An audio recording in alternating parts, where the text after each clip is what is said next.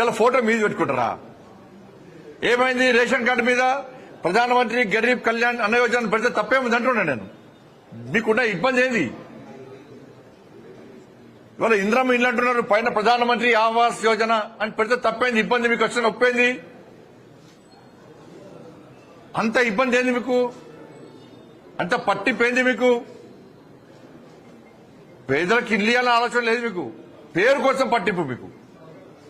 కేంద్ర ప్రభుత్వం పేరు రావద్దు, ప్రధానమంత్రి గారి పేరు రావద్దు, దొబ్బిపోవాలన్నీ.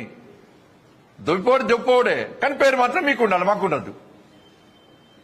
కాబట్టి మళ్ళీ చెప్తున్నాను, పేద ప్రజల సంక్షేమ పథకాలు ఎక్కడ ఆపే ప్రసక్తి లేదు.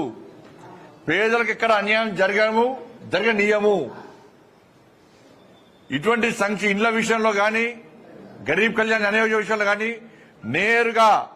నేరుగా రాష్ట్ర ప్రభుత్వం ప్రమేయం లేకుండా లబ్దిదారులకే చెందే విధంగా ఉండే అవకాశాలను చూస్తున్నాం మేము. అటువంటి అవకాశం మాకు ఇస్తే నష్టం మీకే, మీ ప్రభుత్వానికే నష్టము. మిమ్మల్ని ఎవ్వరు కూడా ప్రజలు మీ పథకాన్ని స్వాగతించారు. మీరు ఇచ్చే స్కీమ్ లేదు. ఇంకా ఆరోగ్య గురించి మాట్లాడమంటే అవి పక్కకు పెట్టి మీరు 26 జనవరి రోజు నేను సంక్షేమ పథకాలు ఇస్తున్నారు. కొండన్నవి ఎలకలు కూడా పట్టలే మీరు. ఒక్క మండలంలో ఒక్క గ్రామం అట. ఏమన్నా పైలట్ ప్రాజెక్ట్ అది ఏమన్నా? మీరు ఏమన్నారు ఎలక్షన్ ముందు? ఏమన్నారు? 2500 రూపాయలు అందరికి ఇస్తున్నారు. ఎంతమందికి ఇచ్చారు? సరే, నిన్న మీరు చెప్పింది రేషన్ కార్డులు లబ్దిదారులు అందరికి ఇస్తున్నారు అంటే ఒక మండలంలో ఒక గ్రామంలోనే లబ్దిదారులారా? అర్హులున్నారా? ఒక మండలంలో ఒకటే గ్రామంలో రేషన్ కార్డు కావాల్సిన వాళ్ళు ఉన్నారా? ఒకటే గ్రామంలో రైతు భరోసా కావాల్సిన వాళ్ళు ఉన్నారా? ఒకటే గ్రామంలో కౌలు రైతులు ఉన్నారా?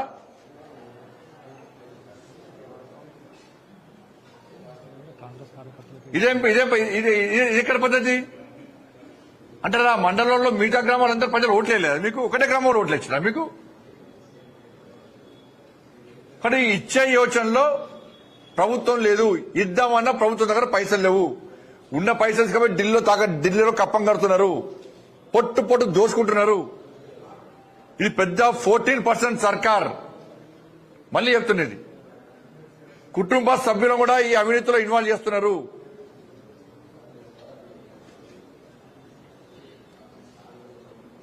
కాబట్టి 26 జనవరి కోసం ప్రజలు ఎదురు చూశారు.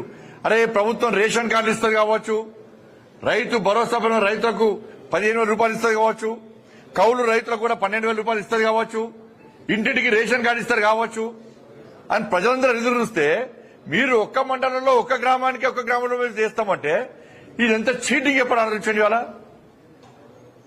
గింత దుర్మార్గ బుద్ధులు ఆమె గింత అన్యాయం చేస్తారా తెలంగాణ రాష్ట్ర ప్రజలకు? మీరు వాళ్ళ మీద చిత్తశుద్ధి వచ్చినారే. గ్రామాల్లో రైతు వేదిక పైసలు మాయే, కేంద్ర ప్రభుత్వానియే. ప్రకృతి వనానికి పైసలు కేంద్ర ప్రభుత్వానియే. శ్మశాన వర్గ పైసలు కేంద్ర ప్రభుత్వానియే. కమ్యూనిటీ హాల్ కూడా కేంద్ర ప్రభుత్వానియే. 14th ఫైనాన్స్ 15th ఫైనాన్స్ కూడా కేంద్ర ప్రభుత్వానియే. గ్రామీణ సడక్ యోజన పైసలు కేంద్ర ప్రభుత్వానియే. సిఆర్ఎఫ్ నిధులు కేంద్ర ప్రభుత్వానియే. నేషనల్ హైవేస్ కేంద్ర ప్రభుత్వానియే. రైల్వేస్ కేంద్ర ప్రభుత్వానియే. లైట్లు పోల్స్ కూడా కేంద్ర ప్రభుత్వానియే. సబ్ స్టేషన్ కేంద్ర ప్రభుత్వానియే.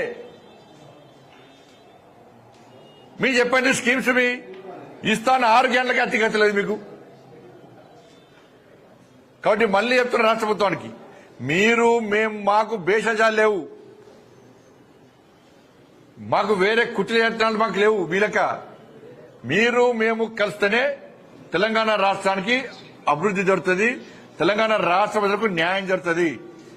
నేను మళ్ళీ చెప్తున్నా, కేంద్ర ప్రభుత్వ సంక్షేమ పథకాల పేరు పక్కా పెట్టాల్సిందే, పెట్టి తీరాల్సిందే. లేకుంటే నేరుగా లబ్ధిదారులకు ఇస్తాం. ఆలోచించాలని కోరుతాను నేను. అదే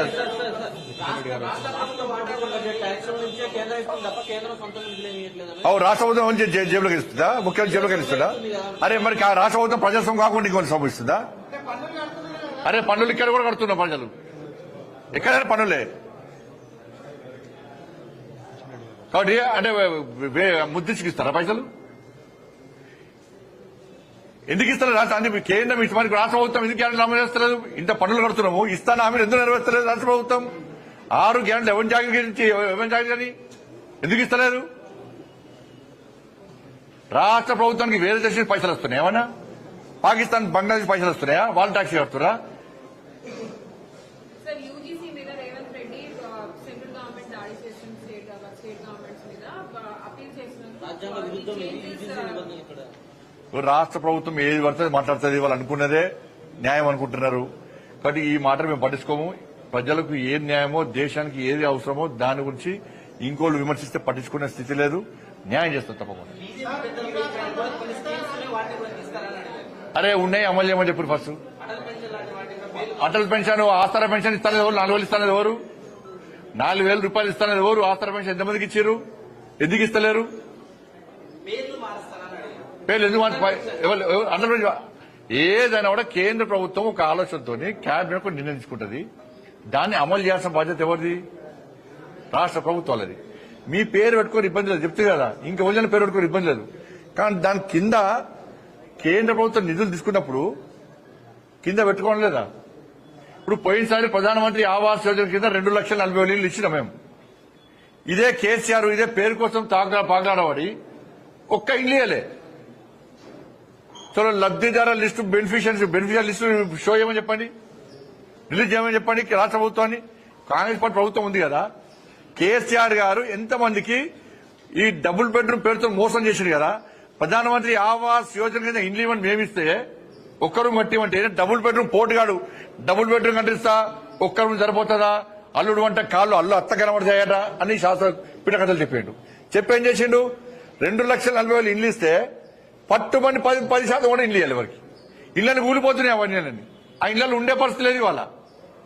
గిదా వీళ్ళు చేసేది రాష్ట్ర ప్రభుత్వం చేసేది గిదా? రాష్ట్ర ప్రభుత్వాలకు చిత్తశుద్ధి ఉండాలి, పేర్ల మీద కాదు. సంక్షేమ పథకాలు కేంద్రం ఇచ్చే నిధుల విషయంలో కానీ కేంద్రం ఇచ్చేటువంటి సంక్షేమ పథకాల మీద అమలు చేయడంలో చిత్తశుద్ధి ఉండాలి, వీటి కోసం కాదు.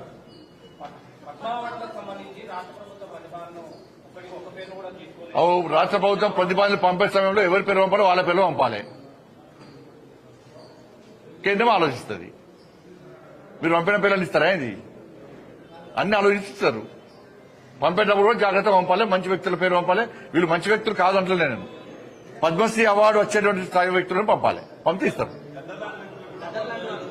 ఎట్టిస్తామన్నా ఎట్టిస్తాం, గద్దరికి ఎట్టిస్తాం చెప్పండి అని భావాజాలం ఏంది? ఎంతమంది భారతీయ జనతా పార్టీ కార్యకర్తలను మర్డర్ చేసిన వ్యక్తులు ఆయన ఎట్టిస్తాం మేము? పక్కా అయ్యాం. మా కార్యకర్తలను చంపితే మా కార్యకర్తలను చంపిన కార్యకర్తలను పాటలు పాడిన వ్యక్తి గద్దర్. అనేక మంది పోలీసులను ఎన్కౌంటర్ చేసిన విషయంలో గద్దర్. ఎట్లిస్తాం? మీరు వంశం ఇస్తామేంది అవార్డ్స్? భయపడే ప్రసక్తి లేదు, వెనుకపోయే ప్రసక్తి లేదు. వందల మంది భారతీయ జనతా పార్టీ కార్యకర్తలు నమ్మిన సిద్ధాంతం కోసం భారత్ మాతా కీ జై అని చెప్పి ఆందోళన చేస్తుంటే నక్సల్స్ భావాచరణ గద్దర్ మా కార్యకర్తలు హత్య చేయించిండు. ఎన్ఐఏ ఎంక్వైరీ చేసింది గద్దర్ గారి మీద. అనేక మంది పోలీసులను ఎన్కౌంటర్ పేరుతో మర్డర్ చేసిండు. అటువంటి వ్యక్తిని ఏ విధంగా పంపుతారు ఇవాళ? ఇది ఈ రాష్ట్రము మరి పోయినసారి వచ్చినప్పుడు కూడా తెలంగాణకు అప్పుడు ఏమన్నారు? మరి అప్పుడు ఈ రాష్ట్రము ఆ రాష్ట్రము, ఈ ప్రాంతము ఆ ప్రాంతం అని చెప్పి ఎటువంటి ఆలోచన ఉండదు. ఈ రాష్ట్రానికి ఇవ్వాలి, ఈ రాష్ట్రానికి ఇవ్వద్దని ఎక్కడ ఉండదు. ఇవన్నీ మళ్ళీ తెలంగాణ సెంటిమెంట్ ను మీరు రగిలిసిన తెలంగాణ ప్రజలు అన్ని తెలుసు. ఎవరు తెలంగాణ సెంటిమెంట్ తో లాభపడ్డారు, ఎవరు అమాయకులు బలైపోయారు, ఇవాళ ఎవరు లాభపడ్డారు, ఇలా ఎవరి వల్ల తెలంగాణ రాష్ట్రం అభివృద్ధి చెందుతున్నది, ఎవరు నిజమైన తెలంగాణ కోసం ఇవాళ బిల్లును